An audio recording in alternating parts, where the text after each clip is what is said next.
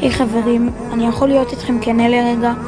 למה כל יוצרי התוכן הקטנים נראים כאילו הם כלום? הם מעלים סרטון, עורכים טלפונים שבורים ומסכים שאי אפשר לראות איתם כמעט.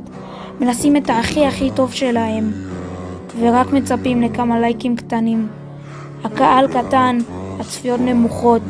הם עדיין מצפים יום אחרי יום, ממשיכים לערוך, ממשיכים לעלות, ועדיין לא מוערכים מספיק. הם לא מוותרים, למרות שאתם, כן בסוף ויתרתם. אז למה להם לא מגיע את הצ'אנס הזה? להיות גדולים, כמו כל היוטיוברים האחרים. אז אם אתם רואים מישהו שהוא יוצר תוכן קטן, בבקשה, תפרגנו לו בלייק, תגיבו לו תגובה, תמשיך ככה. תפרגנו לו, תגידו לו, אתה יכול.